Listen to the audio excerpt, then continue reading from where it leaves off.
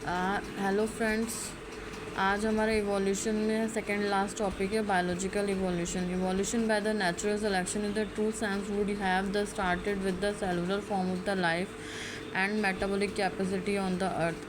क्या हुआ था, इवोल्यूशन कैसे स्टार्ट हुआ था? सेलुलर लाइफ से पहले क्या था, कोई भी एटमॉस्फेयर नहीं था अर्थ में। फिर धीरे धीरे एटमॉस्फेयर आया, उसके बाद क्या हुआ, इनऑर्गेनिक सब्सटेंस आया, फिर ऑर्गेनिक सब्सटेंस आए और देन फिर सेलुलर फॉर्मेशन हुई। उसके बाद क्या हुआ, अर्थ का इवोल्यूशन हुआ।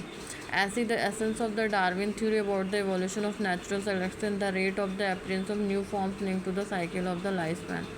डार्विन की थ्योरी है डार्विन ने थ्योरी दी थी नेचुरल सिलेक्शन पे। उन्होंने बताया था नेचर में जो सेलेक्ट होगा, जो अडप्ट होगा, अपने आप को ढाल सकेगा, वही क्या करेगा, नेचर जिसे सेलेक्ट करेगी उसकी ही स्पीशीज़ क्या होएगी, आगे बढ़ेगी। ठीक है। Microbes that divided have the ability to multiple become millions of the individual with an hour. जो छोटे छोटे माइक्रोब्स, बैक्टीरिया, वायरस होते हैं, उनको क्या होता है, वो क्या होते हैं, एन आर में बहुत ज़्यादा अपना मिलियंस ऑफ पॉपुलेशन बढ़ा लेते हैं। A colony of bacteria growing on the given medium but the built of the component. A change of the medium being only the part of the pollution that is the survive under the new conditions. जो population है वो क्या करती है, new condition के according अपने आप को क्या करती है, ढालती है। उसके बाद क्या है, in the due to the course of the time variation of population shape the survive the new condition due to the course that variation of population appear the new species. According to situation क्या होती है, जो भी population है वो क्या कर लेती है, अपने आप को नई स्पीशीज़ बना लेती है। ठीक है। उसके बाद नेचर सलेक्शन क्या होता है, नेचर सलेक्शन जो नेचर के अकॉर्डिंग फिट बैठेगा वही क्या, उसी को क्या करेगी, नेचर सेलेक्ट करेगी। One of the most remember that the so called the fittest is based on the characteristic which is inherent. जो नेचर में फिट बैठेगा वही क्या होगा, आगे की जनरेशन में जाएगा। Fitness is the end of the result of ability adapt to get selected by the nature. जो अपने आप को सराउंडिंग के अकॉर्डिंग ढाल पाएगा, नेचर के द्वारा सेलेक्ट कर पाएगा, उसी को सेलेक्ट क्या नेचर क्या करेगी, सेलेक्ट करेगी। जैसे मैंने डार्विन फिंचेस के बारे में बताया था, उनको खाना नहीं मिला, उन्होंने सरवाइव करने के लिए क्या किया, अपने आप को नेचर के अकॉर्डिंग ढाल लिया। जैसा खाना जहाँ पे उनको मिला उस आइलैंड पे, उसी के अकॉर्डिंग उन्होंने अपनी चोंच को ग्रो कर लिया, मतलब उसी के अकॉर्डिंग अपनी चोंच को ढाल लिया और उसी को खाने लग गई और उन्होंने अपने आप को क्या कर दिया, नेचर के द्वारा फिटेस्ट मनवाया और नेचर ने फिर उनको क्या कर दिया, सेलेक्ट कर दिया और नेक्स्ट जनरेशन में भी वो वैसे के वैसे ही गई। ठीक है। अब क्या है, the branching, descent and natural selection are the two key point of the Darwin theory.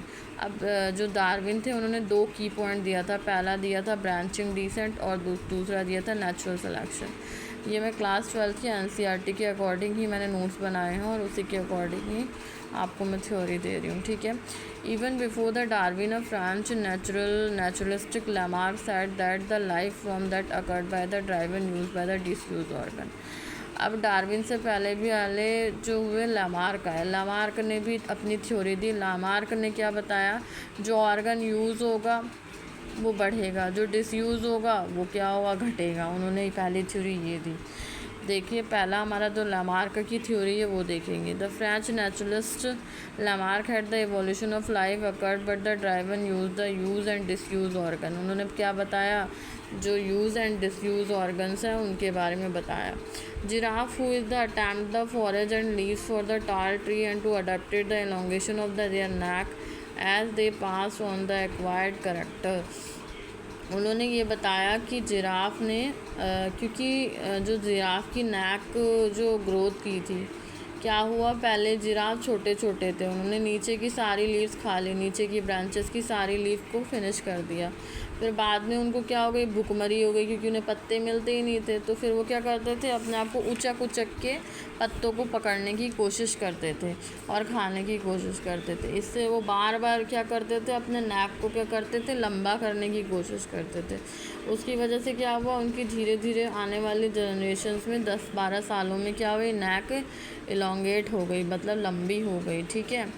जैसे elongation of the neck to sustain the giraffe and slowly over the year came acquired the long neck, nobody believe the conjecture of any more. क्या हो गया, उनका जो आने वाले 4-5 सालों के जनरेशन में क्या होगी, जो उनकी नेक थी वो इलोंगेट हो गई। In the evolution of process of the result of the process the word see the animate and animate. हमने इवोल्यूशन में सबसे पहले इनऑर्गेनिक से ऑर्गेनिक फॉर्मेशन का भी देखा था। अब ये लैमार्क का जो है मैंने बहुत ही ज़्यादा रफ डायग्राम ऐसे समझने के लिए बना दिया है, ठीक है। थ्योरी ऑफ, उन्होंने लैमार्क ने 2 थ्योरी दी थी, theory of use and disuse organ, मतलब जो भी हम ऑर्गन को यूज़ करेंगे वो ग्रो करेगा, जिसका डिसयूज़ करेंगे वो घटेगा, ठीक है। अब देखो ये जिराफ है, ऐसी रफली बना दी है इसको।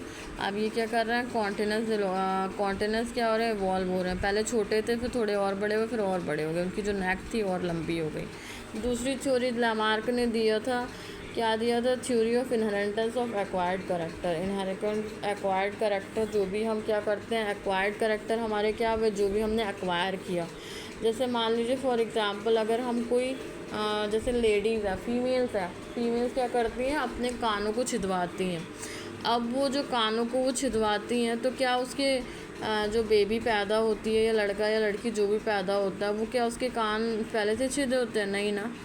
तो उन्होंने ये बताया था कि इनहेरिटेंस ऑफ एक्वायर्ड करेक्टर, जो भी हम करेक्टर्स अपने, या फिर कोई पेरेंट है वो मैथमेटिक्स या फिर साइंस में बहुत ज़्यादा अच्छा है, लेकिन क्या है, अब उन्होंने ये, वो पेरेंट्स ने क्या किया, वो इंसान ने, जो भी मदर फादर जो भी है, उन लोगों ने क्या कर रखा है, इसको अपने अंदर करेक्टर को एक्वायर्ड किया। मतलब वो मैथ में उन्होंने बहुत प्रैक्टिस की, या फिर साइंस में उन्होंने बहुत प्रैक्टिस की, या हिंदी में उन्होंने बहुत प्रैक्टिस की, या किसी भी सब्जेक्ट में उन्होंने बहुत प्रैक्टिस की, और उसको क्या कर लिया, उसमें महारत हासिल कर ली।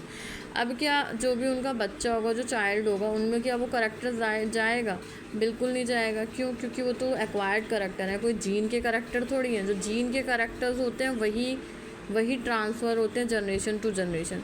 क्योंकि ये जो नेक वाला था, नेक वाले में क्या हो गया, इनके जीन में चेंजेस आए। इसकी वजह से क्या हुआ, जिराफ की जो नेक जो लंबी हुई, उनके जीन में चेंजेस आए। इसकी वजह से क्या हुआ, ये जो जिराफ वाला था वो क्या हो गया, जनरेशन बाय जनरेशन चेंज हो गया, ठीक है। लेकिन अगर मैं किसी चीज़ के जैसे मैंने कान छेदने का एग्जांपल दिया, वो तो नहीं आता है, क्योंकि वो तो हमने एक्वायर किया है, बाद में छिदवाया है। और ये जैसे मैंने पढ़ाई के बारे में बताया कि किसी ने मैथ में महारत हासिल किया, साइंस में महारत हासिल की, तो वो चीज़ उसके बच्चे में थोड़ी है कि ज़रूरी थोड़ी है कि उसका बच्चा भी क्या होगा, जन्म से उसको साइंस पहले से ही आती होगी, नहीं। हाँ, वो अगर साइंस में मेहनत करेगा, या मैथ्स में मेहनत करेगा, या हिंदी में मेहनत करेगा, तो वो उसमें हाँ ज़रूर आ जाएगी, लेकिन उसकी कोई उसको एक्वायर्ड करेक्टर जाता ही नहीं है। इसी थ्योरी को, लैमार्क के थ्योरी को, जो वीज़मान साइंटिस्ट थे, अगस्त वीज़मान, उन्होंने क्या किया, प्रूव करने की कोशिश की, लेकिन उन्होंने उसको डिस्कार्ड भी किया। उन्होंने बोला कि आपने जो थ्योरी दी है उसको मैंने साइंटिफिकली प्रूव किया है, तो वो थ्योरी आपकी गलत है, इनहेरिटेंस ऑफ एक्वायर्ड करेक्टर। उन्होंने क्या किया, एक चूहा लिया और उन्होंने उसकी जनरेशन बाय जनरेशन 21 जनरेशन तक क्या कर दिया, पूँछ को काटते रहे। लेकिन अब उन्होंने सोचा कि जब मैं पूँछ को काटता रहूँगा तो क्या होगा, जो पूँछ था वो जीन में नहीं आया, मतलब जीन के करेक्टर्स में नहीं आया। he cut the tails of the mice 21 generation and said all the generation tail arises, so acquired character do not give rise to the next generation। तो उन्होंने यही बताया कि जो एक्वायर्ड करेक्टर होता है उसको, वो क्या होता है, जीन, वो क्या होता है, वो हमारे नेक्स्ट जनरेशन में नहीं जाता है। खाली जो डीएनए वाले चेंजेस होते हैं, जो जीन में चेंजेस होते हैं, वही क्या होते हैं, नेक्स्ट जनरेशन में जाते हैं। उन्होंने ये भी बताया the theory was wrong and can not be the germ plast means DNA somatoplast change do not go the next generation by the Weismann. उन्होंने कहा कि जो सोमैटिक चेंजेस होते हैं वो हमारी बॉडी में, मतलब नेक्स्ट जनरेशन में नहीं जाते। खाली जो डीएनए जीन में चेंजेस होते हैं वही क्या होते हैं, वही हमारे नेक्स्ट जनरेशन में जाते हैं, ठीक है। ये हमारी जो थी लैमार्क की थ्योरी थी। अब हम आगे, बहुत लंबी वीडियो हो रही है, तो हम डार्विन थ्योरी नेक्स्ट उसमें पढ़ेंगे। Thank you. अगर आपको वीडियो पसंद आए तो प्लीज़ लाइक एंड सब्सक्राइब।